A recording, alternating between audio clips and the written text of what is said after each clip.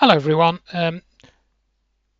June update, I suppose you might say. Not that I necessarily do updates every month. Thanks for clicking on this video. This might be quite a long one because I've got quite a lot to get through, so you might want to get a cup of tea or a drink or something.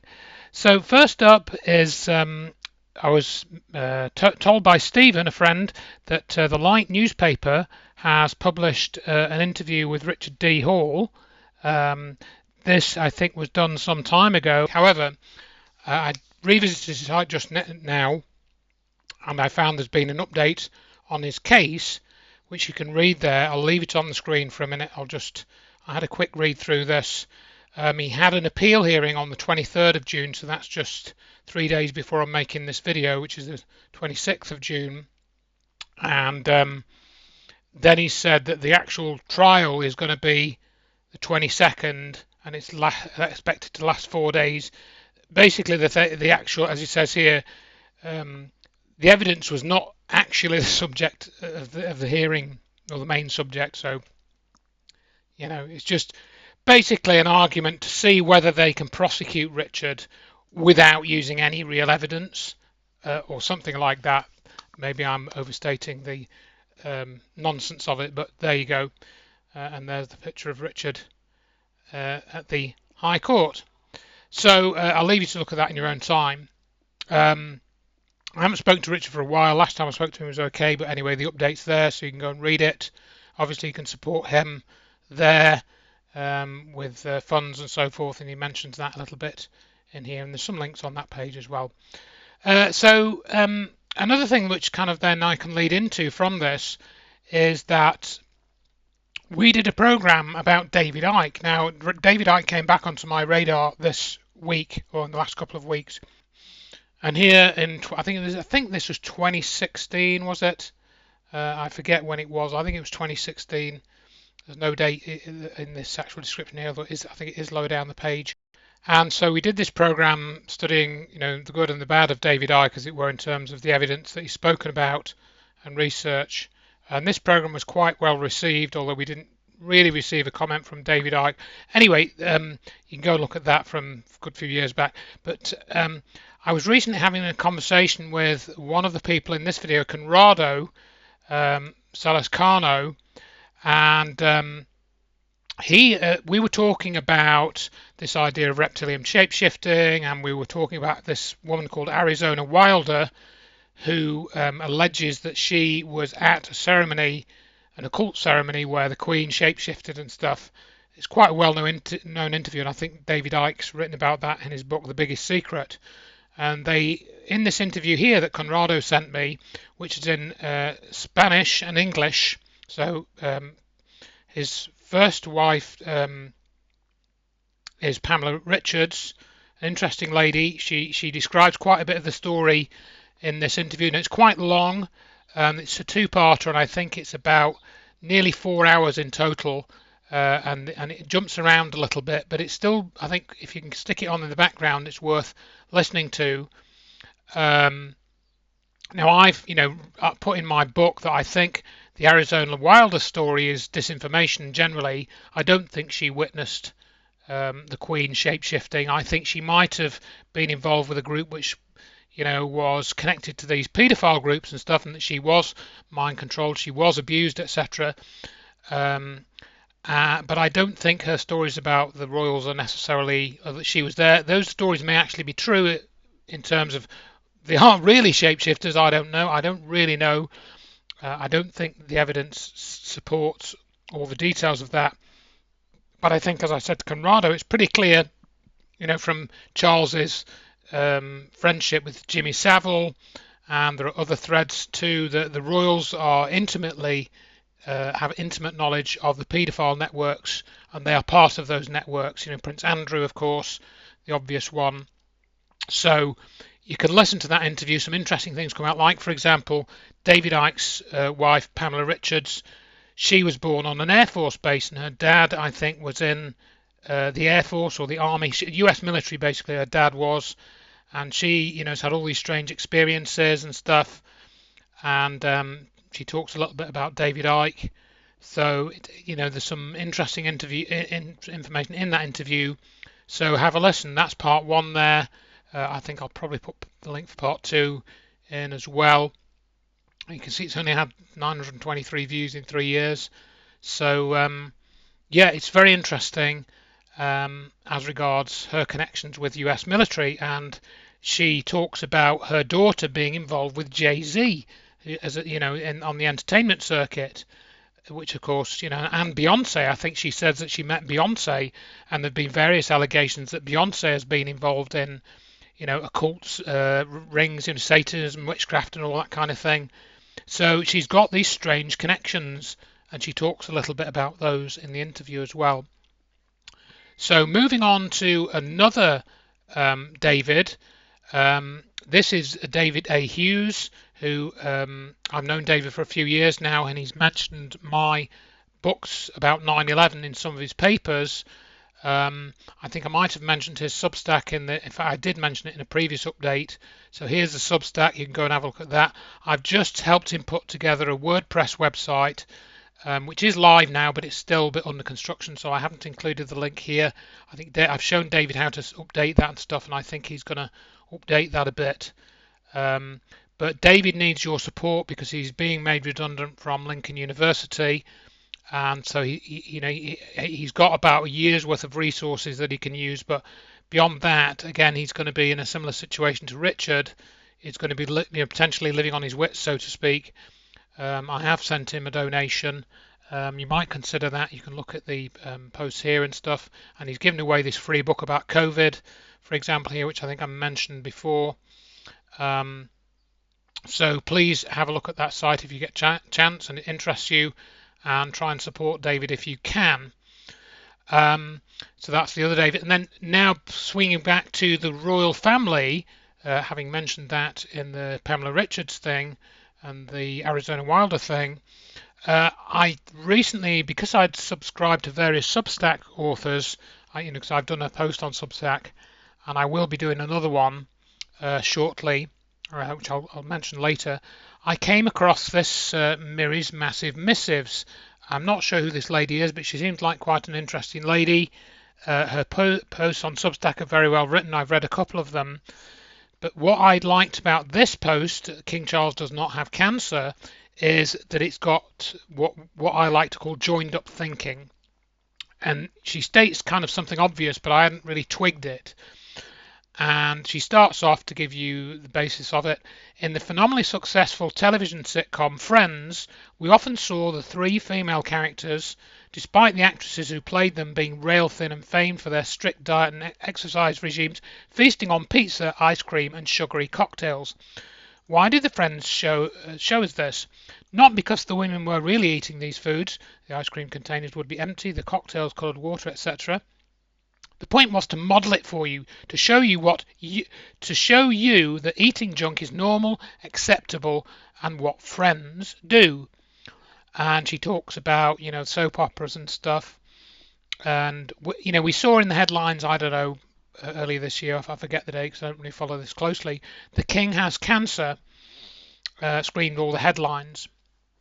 Now, then, of course, we had the announcement that Kate Middleton, who's now the Princess of Wales, if I remember my titles correctly, also had cancer, but of course we haven't seen her since December last year in public, and there's been I talked about that a little bit in the last video. There's been a whole set of alternative narratives to that, in that she's been killed and William was involved in the death and stuff like that. So these are all allegations that have been made on Twitter and stuff.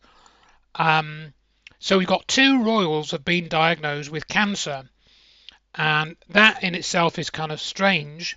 But what she argues in this post, Miri, is that this isn't the normalisation of cancer in the population. In other words, two of the royals have got it, so don't be surprised if any of your relatives get it. It's nothing, it's normalising it, okay? Because, of course, we've had the has been injected into millions and millions of people around the world, and we've heard the various stories. I haven't put any links here, but you can find them easily enough. Now published in various medical journals about the rapid increase in the number of cancers that are being diagnosed and the rapid increase in speed at which those cancers are progressing in the wake of the vaccine rollout, which of course I think this is what is covered in this article a little bit. There's probably some links here so you can get to them from here. Um, so, and as she points out, the royal family are famous for using homeopathy. Um, and there was a question about this years ago to the Queen and how she was using homeopathic remedies and stuff. Never leaves home without them, so to speak. So they're normalising the occurrence of cancer when they probably don't have it. Kate hasn't got cancer. She may even be dead. Some people think she's already dead, and they're just stringing out this cancer thing now until the right time that they can say that she was dead and she died in hospital or something. And we're never going to get to know the truth. Us plebs, us, common people, they'd be able to put out some story and put some ceremony on TV with a coffin, and get away with it, because most people would not believe that this would be a soap opera played out for us. And she talks about Harry and Meghan as well in this article, and various things which I really like the thinking in this, and joining up this idea of the scam and the royal scam as well. So you can have a look at that. So moving back then to a couple of things. Another thing on Substack that I actually became aware of early this year, somebody sent me a link. I think it was this 9/11 Revisionists Substack post. He sent me a link to this, which is not very long, so I'm going to read all this out. So this was, as I say, was on Substack, and Poems and Thoughts of a Reluctant Misanthrope, Rob W. So come listen in as I regale a tale about something you'll find beyond the pale. It goes against everything, including your eyes, and remains the most incredible of lies. We all saw the planes on that fateful day. At least we saw two, that much I can say.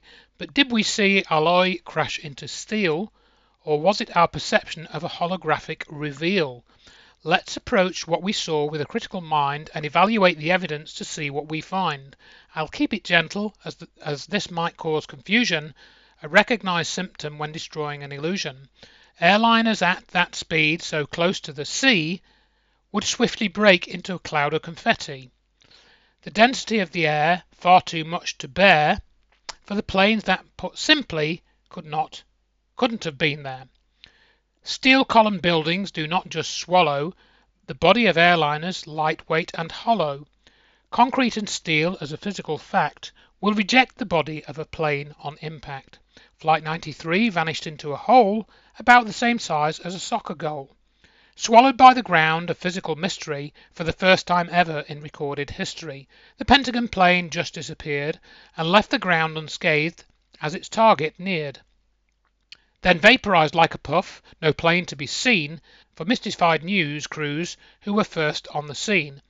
Skyscrapers, by the way, don't free fall to the ground, while turning to dust, hardly making a sound, unless they direct energy at a structure's fine balance. Turning steel to dust is just one of their talents. We all fell for it, so don't feel like a turd. I know what I'm saying here seems quite absurd, but what we were shown justifies physics and is possible in movies, but not in ballistics. I'm not here to tell you the hows or the why.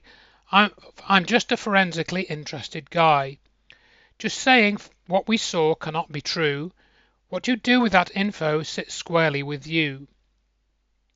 And then he's got some follow-up to that and commentary which you can read. I won't read all that out, but you'll be able to get the link here in the description or on Check the Evidence. And I thought that was very good. I really liked how that was put together. So I think I've commented on the bottom of that there. So there's been some quite good contacts on Substack. It does seem to have some intelligent writers. It is a free platform. You can upgrade it to paid and stuff.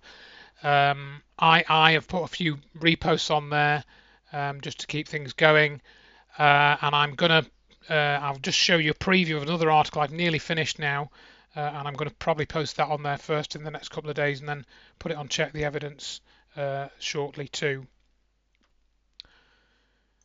So I've got this article which I've been writing. I've nearly finished it now. and it's really just about how the Where Did the Towers Go book came into being, and how it's, we've been distributing this book now since the end of 2010, so that's almost 14 years, over 13 years, and I'm just telling the story a bit about that. So that's in draft form at the minute. I'm hoping to finish that in the next few days, and so that will be posted on Substack and on Check the Evidence as well. So now switching tracks to another interesting area. This came up on my YouTube playlist, and it's called A Flash of Beauty, Paranormal Bigfoot. Now this has got some really interesting stuff in it, a lot of which I wasn't aware of, and I very much like how this video is put together. It's got beautiful photography, a lot of care and time. I like how the interviews are done. The people are just allowed to speak and tell their story, some of which are amazing. And then it brings in the connection between things like Bigfoot sightings and orbs, and what it kind of leads you down in terms of the evidence and the accounts is that Bigfoot isn't just a physical ape-type creature. It's got another aspect to it, almost like it's a being which can morph in shape, and it can sort of dematerialize and whatnot. And I'll just play a little bit of this video. It will look a bit slow because of the frame rate, but you can see it's at 1 minute 36. And this was a couple of guys. They're driving along this very road here, and this, you can see this telegraph pole just over on the left, and they saw a Bigfoot, claiming it was about 10 feet tall, standing by this telegraph pole, and I think it morphed into a deer. And I'll just play the little clip that they made in this video, because they did like a CGI reconstruction, and you'll hear a bit of their commentary, I think. So I'm going to let that play just for like 30 seconds or something.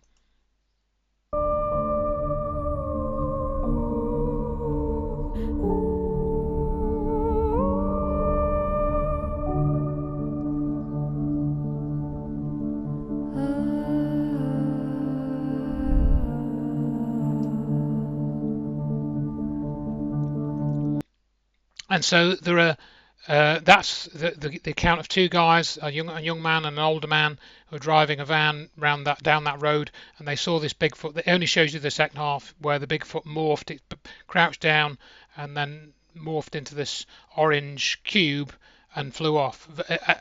Very interesting, and it might sound crazy, but do watch the whole video. It's beautifully made.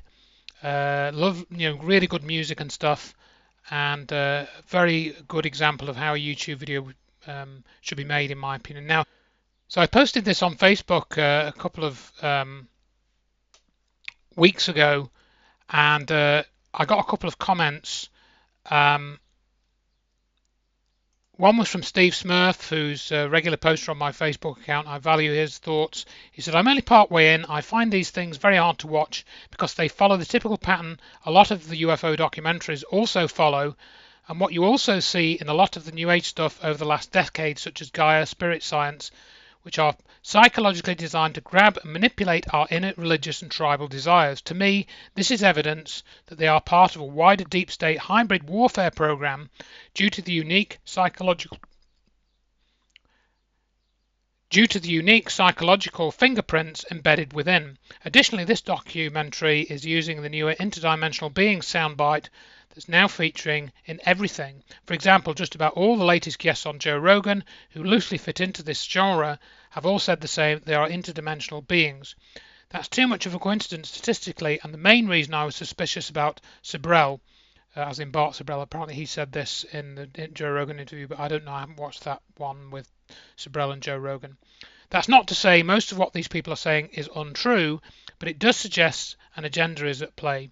However, some of this is likely down to mimetic repetition. I wanted also to show you this interview with this fellow called Rich Germo, who I've never heard of up until this came up on my YouTube list. But he's also got some fascinating accounts of encounters with Bigfoots that were having physical effects, but he couldn't see them even though they were right next to him, kind of thing. You have to listen to his account. But what he also says about his background in law enforcement and stuff is interesting. I think I'll just play this clip here. humanoid that's roaming around North America, it's going to view that as a threat to national security because it's outside the control of the U.S. government, right? They want to control everything, right? It is their agenda to control everything that's within the bounds of this country and outside. They want to control the whole world, ultimately, right? And they do, ultimately, financially and militarily. So if there's an undocumented humanoid living in North America, and obviously with the thousands of encounters that's occurred since prehistory, that's well established that there is. I mean, it means that they would dedicate and exhaust all available resources to find out as much information as possible about that undocumented humanoid that's outside of their control and which is a threat to national security. It's by definition a threat to national security. They would use all resources and exhaust all of them to find out everything they possibly could about it. I have no doubt whatsoever that they've done that. And I think the proof in that they have done that is the fact that we have all these researchers out here that are amateur researchers, and some of them have pretty fantastic encounters or have found massive amounts of information. In fact, I was engaged in a DNA study that we didn't talk about at all for 5 years where we identified 111 individuals. I can tell you that no Bigfoot researcher that I know of, even some of the ones that are scientists that are paid as professional Bigfoot researchers, because there are some that are professionals that do it on the side, like Jeff Meldrum and other people, to any of these amateur researchers that have vast knowledge or vast experience or vast research that they put together has been contacted by a government agent that wanted to know the information that they had or what they knew, which tells me that the information that they already have is much greater than anything that we know. So they don't need to talk to any of us to find out anything more because they know enough, right? They know as much as they can ever find out based on the technology and the resources they have available to them, right? So they don't need to talk to us.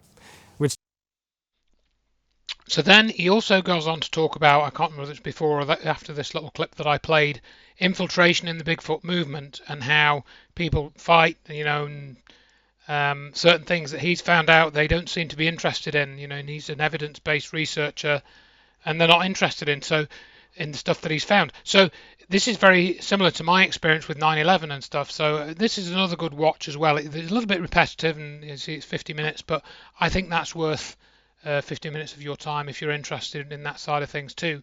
So going back then to this idea of etheric beings, there's another Versadoco documentary which I really recommend as well. As you can see, it's 52 minutes.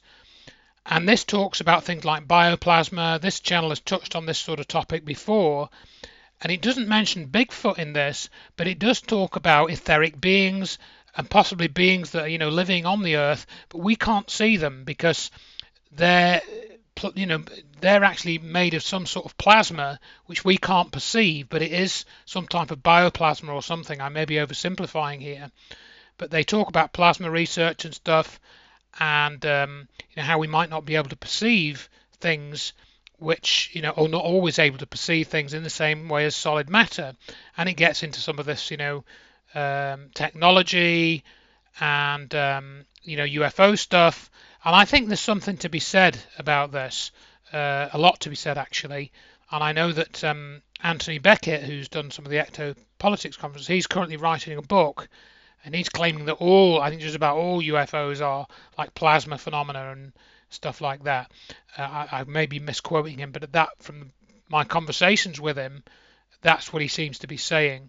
So, again, very interesting video. I think it brings a few things together like consciousness, energy, plasma, and it mentions these Etherian beings.